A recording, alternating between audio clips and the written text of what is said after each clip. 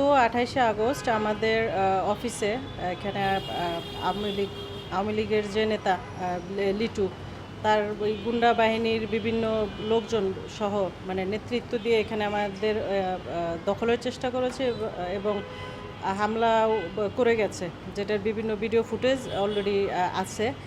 তো এখানে মূলত আগে যেমন লিটু বাহিনী, আওয়ামী লীগ, যুবলীগ, তারপর ছাত্রলীগ এদের ব্যবহার করে যেমন মার্কেটটি দখল করে রেখেছে, এখন তারা আবার এই সমন্বয়কদের, ছাত্র সমন্বয়কদের এদের ব্যবহার করে এই মার্কেটটি দখল করার চেষ্টা করেছে। 28শে আগস্ট তারা ভাঙচুর করেছে,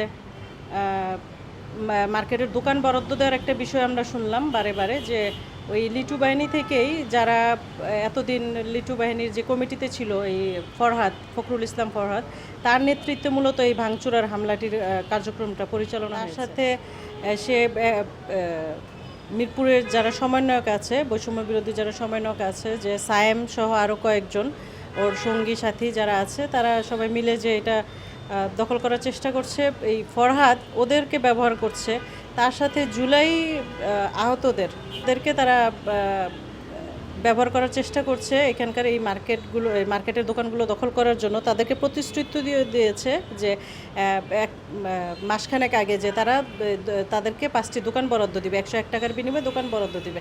তারা এখনও পর্যন্ত দোকান বুঝিয়ে দিতে পারেনি। তারা বুঝিয়ে দিবে কিভাবে, সেখানে যেহেতু তাদের কোনো কাগজপত্রই নেই, না তাদের দোকানের মালিকানা আছে, না তাদের জমির মালিকানা আছে।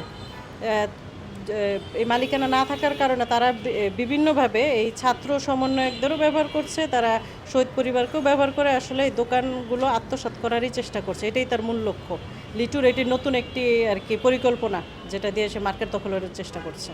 তো মূল মালিক না, তারা মালিক না, তারা এ পর্যন্ত কোনো এই ধরনের কোনো প্রমাণও তারা দিতে পারেনি তাদের কোথাও কোনো মালিকানা বা দোকান মালিকানা আছে যে। কিন্তু তারা এখন জুলাই আহতদের ব্যবহার করছে। জুলাই আহতর পরিবার আসলে আমাদের সম্মানের জায়গায় আছে। তাদের এই দুর্বলতার গুলো তারা ব্যবহার করছে তাদের এই দোকান দখলের শক্তি হিসেবে, যে তারা যেহেতু পারছে না আবার অবৈধ দখলটি নিতে, তাদের সাহায্য নিচ্ছে, তাদের ব্যবহার করছে। ব্যবহার করে এখানের এই 320টি দোকান আত্মসাৎ করার নতুন করে পায়তারা চালাচ্ছে।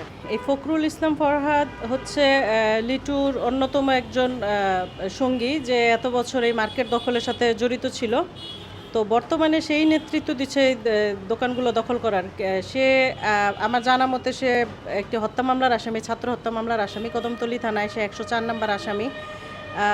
সে কিভাবে এখনও পর্যন্ত এই ছাত্র হত্যার মামলার একটা হত্যা মামলার আসামি হয়ে এরকম খোলাভাবে ঘুরে বেড়াচ্ছে, আবার তাকে আবার সাহায্য সহযোগিতা করছে এই বৈষম্য বিরোধী ছাত্ররা।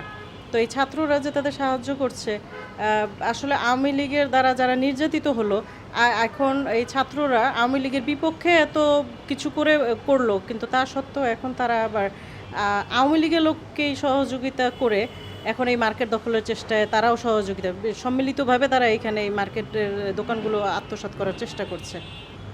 যে ফখরুল ইসলাম ফরহাদ যে নেতৃত্ব দিচ্ছে বর্তমানে লিটুর অ্যাবসেন্সে, এই সে যেহেতু হত্যা মামলার আসামি, আমরা প্রশাসনের কাছে দাবি জানাই তাকে যেন দ্রুত আইনের আওতায় নিয়ে আসা হয়, তাকে যেন দ্রুত অ্যারেস্ট করা হয়।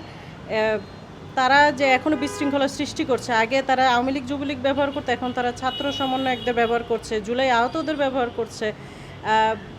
এগুলো করে আসলে এই মার্কেটটি পুনরায় দখলের এখনও পর্যন্ত চেষ্টা করেই যাচ্ছে, আর আমাদের উপর মামলা হামলা এখনও পর্যন্ত তারা চালিয়ে যাচ্ছে।